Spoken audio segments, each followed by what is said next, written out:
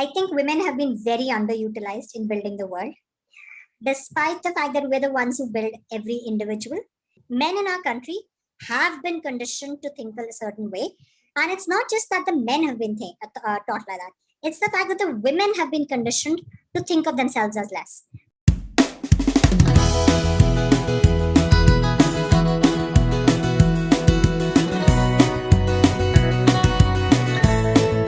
Hello, everyone. Welcome to Success Stories Season 2, presented by Trident Communications in association with World Humanitarian Foundation. I am Alka, your host for today, and our guest for today is Miss Ira Singhal. She is an IAS officer. And now that we have her here with us on our show today, let's talk about her journey of success. Hello, Ira. How are you? I'm good. Thank you for having me. Thank you so much for taking out time for this episode of Success Stories. My pleasure. So, Ira, like talking about your life, you topped in the civil services examination. So, we want to know more about your early life story and journey to become an IAS officer. Okay, that's a very, very long story. Maybe we do it in parts. But I come from a place called Meerut in UP, though I've lived in Delhi for more than 25 years now. And this was becoming an IAS officer was something that I thought about back then. As a person with disability, most of your childhood is spent with some sort of treatment or the other. And mine was an extremely tumultuous childhood. Lots of things happening and not all of them good. So had quite a journey. But then we moved to Delhi and I did the regular thing in Delhi. I went into an engineering college, got into an MBA, and after that, it was getting a job. I worked in the corporate sector in Cadbury. So ever since I was a child, I basically wanted to work in a place where I could, do something for other people. So I always thought I would either become a doctor or a, IAS or an IFS officer. So when it was time for, getting into medical, my dad's statement was that I look like a patient, so really nobody's going to get treatment from me. So he said, you better not become a doctor. And that's how I landed up in engineering. Wasn't really a great engineer, didn't really enjoy that as much. So went and got an MBA. Totally loved it. Worked in the corporate. Again, an amazing life. I was living in Bombay and in a typical corporate sort of setup, which was, my company was super nice. I was working with Cadbury and, it's a chocolate company. So you can imagine how nice it was and how sweet it was. But when I was working, there was a point when I was working 20-hour days. And I started thinking as to, I work so hard, but really who is going to stand up and say that because of my work, their life is impacted for the better. So there was really, that thing missing in terms of what have you put out in the world by doing so much work? Whose life have I made better? Who's thankful that I did work so hard? And I started thinking that if I can work so hard, if my capacity is to put in so much effort, how would it be if I started doing this for my country instead of, doing it in the corporate sector? And the kind of people that I could affect, the kind of things I could change with that would be so much more. So that's how I got into civil services. I decided to give this exam and I was rejected in my first 3 attempts basis my disability. The logic was that in terms of the abilities required for different services, different jobs, I fit in the criteria. But because my disability was not being accepted by them, I couldn't get that job. So I had to go to court. I fought in the court. Battle of 3 years, I finally got the service. This was for IRS. So I got rejected thrice in the same service sort of thing. And then, while I was still waiting for my joining, despite the court result, I gave a final attempt. And this time I got into the IAS. So now I am in the IAS and I'm currently a deputy commissioner posted in Delhi. All right. So what was the difference that came around after you became an IAS officer? Nothing. There is no difference. I still live in the same place. I still have the same family, the same friends. I still get scolded by my parents for the same exact things. So really no difference in my life. I'll be very honest with you. I think a difference generally comes in if you start thinking that there is something different about you now. If you want there to be a difference, if you want your life to change, then it will. For me, I wasn't looking for any personal glory or for any anything to improve in my personal life. I was just looking for this kind of an opportunity where the work that I did out in the world made a difference. And that, yes, I get to do now. And I have a little less time, for personal things. So I don't get to meet my friends as often, and I don't get to attend so many family functions. But besides that, not really much of a difference for me. All right. So as you told that you have a disorder like scoliosis. So it's a spine related disorder. So from childhood, what kind of difficulties were there that you faced? Um, so it's a very medical treatment sort of thing. So there was a lot of going to doctors, wearing braces, getting therapies, and my parents kind of ran around everywhere. Whatever doctor was told to them, whatever therapist was told to them, we kind of ended up there. So it was more about that. Obviously, I was always smaller and weaker than the rest of my classmates. So there were issues with that. But to be honest, my family and my life wasn't focused about what I couldn't do. It wasn't about thinking about your disability as, oh my God, you have this disability, so your life is terrible. And there is, so there are two ways that you can handle your life, and there are two ways that you can look at things. You can look at what you don't have and keep worrying about that and keep trying to improve that, or you can look at what you do have and work on that. And in my family, in my life, it was all about what I did have and focusing on that. So there were obviously things that I couldn't do, but then there are things for everybody, right? So we had a joint family, so that and we were all measured on the same scale and measured in the same parameters. So for us, it was never about, oh my God, you have this problem, so poor thing, she can't do this and she can't do that. So that was really never a conversation that I was ever had, and that was really never something that I thought about. So I don't know what all I couldn't do, because I was too focused on doing things that I could do. That's really motivational for all the viewers that are watching this show right now. So like, who has been the biggest support in this journey, biggest support and inspiration?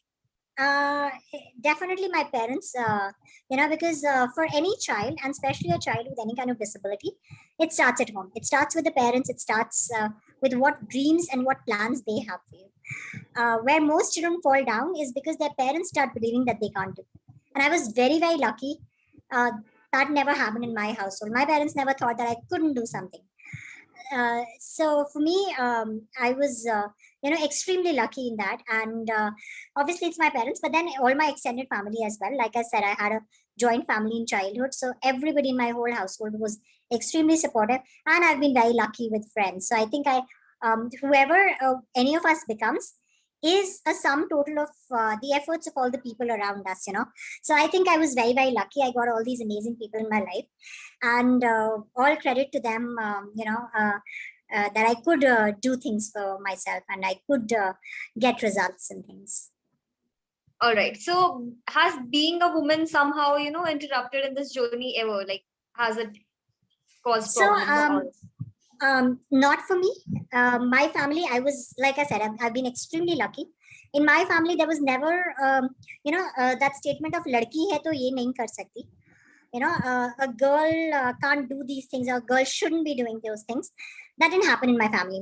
Nobody in my household ever told me that you're a girl, so you shouldn't be, or you can't be doing all this.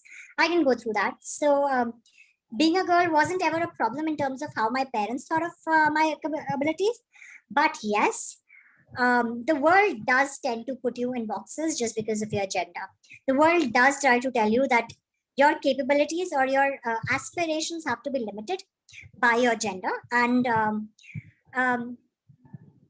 that always happens. People around you will always try to tell you that girls shouldn't be doing this, or girls can't be doing this. So for example, there would be relatives who would say, "Arey, she's a girl, so she should get into these kind of jobs and all." And well, I didn't have to answer them. My parents did. So, that effort was saved for me.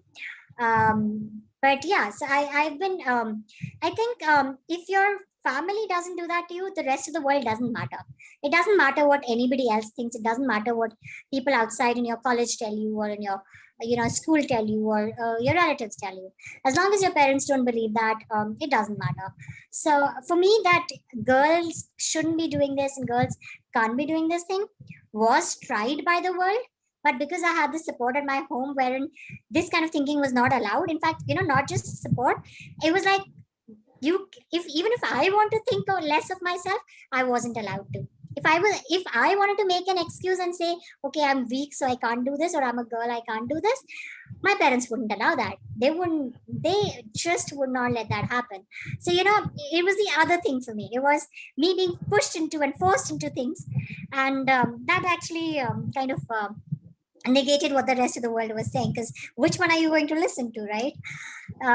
So being a girl was never a problem for me, because that was never made a part of my aspirations and talents. My talents were always separated from the gender or my disability, and hence it didn't happen.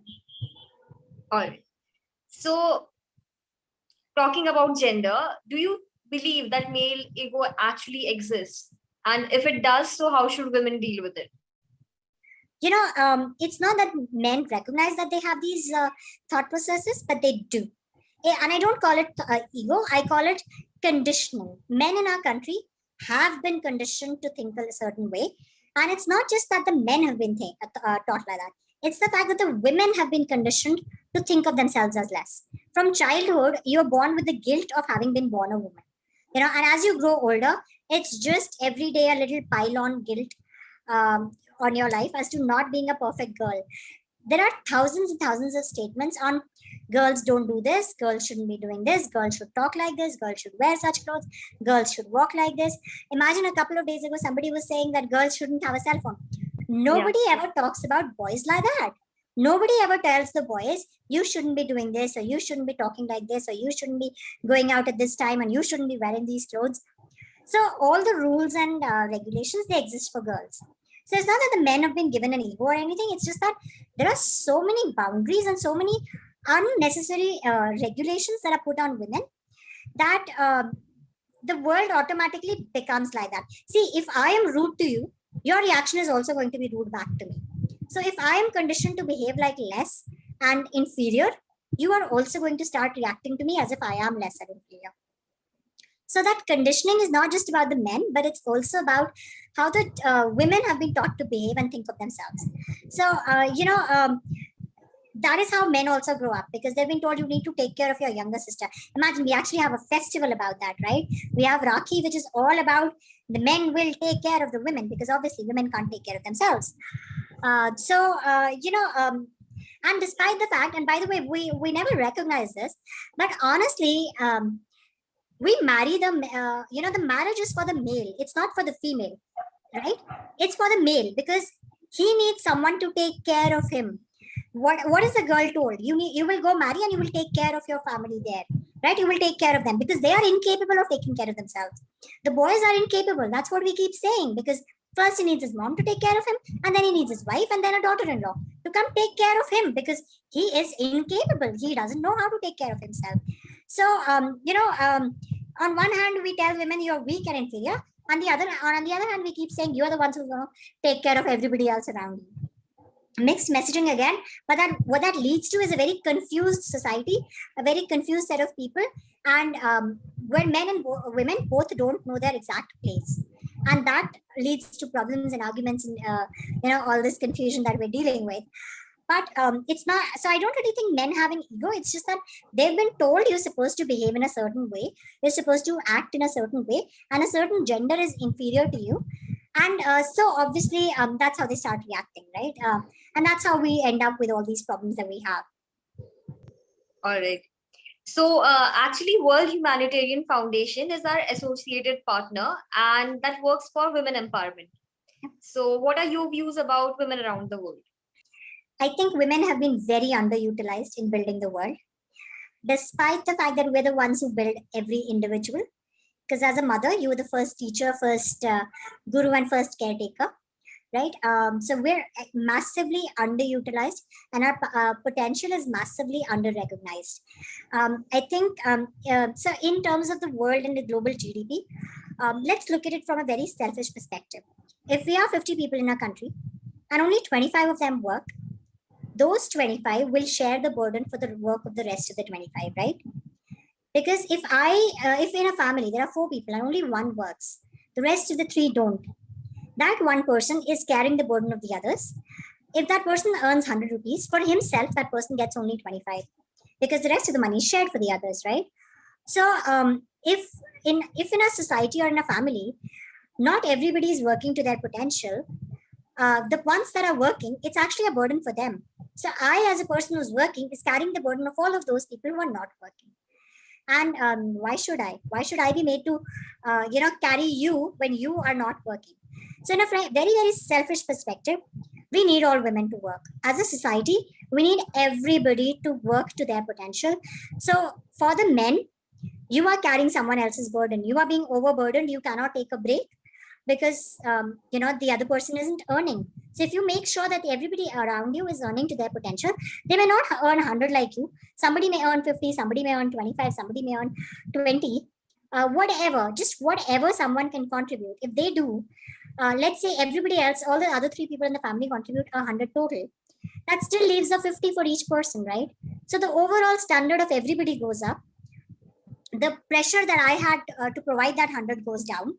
I get 50 of my share for myself. So that's a lot of gains for me. Plus, I'll tell you something, anybody who's not economically empowered is actually also not emotionally and physically empowered, right?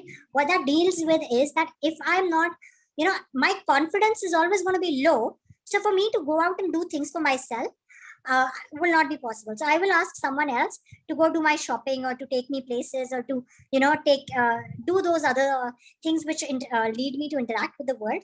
And I may not be smart enough to understand when I'm being scammed or, just those little things where the world can hurt me. Someone else will also have to do that protecting for me. So what that happens is that one person who is working, he now needs to spend emotional and physical effort also for the others. Because every time any of them who is not working needs to go to market, that person will have to take, right? Because he's the only one empowered in the family. So it's very important that every individual, regardless of women, people with disabilities, transgenders, whatever, everybody has to be empowered simply because of that. Simply because if they are not, then I will be carrying their emotional, financial, and physical burden. So from a selfish point of view, why should I have to take care of people just because I'm not allowing them to grow to the level that they can? Wow, Hira, you seem like a woman with such strong opinions, and I really love all of them. Thank you. This interview has been amazing. So you have this long journey, and there are so many moments that have happened. Is there an unforgettable moment or event that you would like to share with the viewers? So I'm not somebody who looks at grand moments. For me, life is, all about small moments. So spending time with family or friends or, having my little nephews and nieces around and maybe even reading a book or my trips. I absolutely love my travels and obviously, yes, getting into the civil services, getting into the IAS in specific. So for me, life is made up of small moments and I kind of cherish them all. I find it very tough to pick like one moment because they've been unforgettable, like thousands of moments for me. All right. So as we are heading towards the end of today's episode and our show's name is Success Story. So if you have to define success, what would the definition be? To me, success is reaching the place that you wanted to and being happy. Most of us forget the importance of happiness and hence we never actually become successful. Because once we reach a particular point, we constantly think of the next step. Your parameters change. I know of people getting into, when they're giving an exam, for example, let's take the civil services exam. You keep praying, oh God, let me clear the prelims. You clear the prelims, you're not happy with that. You're like, oh my God, please let me clear the mains. Then let me clear the interview and be in the final list. When you're in the final list, you say, oh my God, I didn't get that service. You get into that service, let's say it's the IAS. Then you keep thinking, oh my God, I wanted that cadre. I didn't get that cadre. You get that cadre and then you constantly looking for those postings. Oh my God, I didn't get that. But what you don't realize is there are a lot of people who didn't get any of that, didn't get anything. So I think for me, success is achieving dreams and plans that are yours. That's also a problem in India. We're constantly chasing my neighbor's plans and my neighbor's talent and my neighbor's dreams. So that's another problem we have as a country, right? We're constantly trying to be successful at someone else's talent. at things that are meant for someone else, at dreams that someone else has had, right? So for me, it's about being successful at your own dreams and hopes and plans, and being happy when you get there. That's a really wonderful definition. And I guess everyone who's watching this episode should learn something from it. Thank you. So, yeah, before we leave, is there a last message that you would like to give to the viewers? Just carrying on from what I just said, make your own plans and dreams. The world doesn't know you. Nobody else knows you as well as you know yourself. Nobody else has lived in your shoes. Nobody has your talents, your experiences, and your way of looking at the world. And so nobody else can tell you exactly who you can be, what your potential is, what you should be doing with yourself. The only person who knows you is you. So don't let the world define you. Don't let the world tell you what to be. You're the only one who can do that for yourself. And please make your own dreams and plans. And my best wishes to you all. And remember, it's not just for others that you need to have them giving the best to their potential, but even for yourself. Why should you have to carry someone else's burden? Just like someone else shouldn't be carrying your burden. Thank you so much, Ira, for that lovely message and this lovely talk with you. This was like really inspiring, and I hope the viewers enjoy this episode as well. Thank you for having me. Thanks. Bye-bye. So thank you so much, everyone, for joining with us today and watching this episode of Success Stories. Stay tuned for more such stories every Monday, Wednesday, and Friday. And also, please do not forget to subscribe our channel, because then you will not be receiving the notifications. So until the next episode airs up, just stay safe and take care. Bye-bye.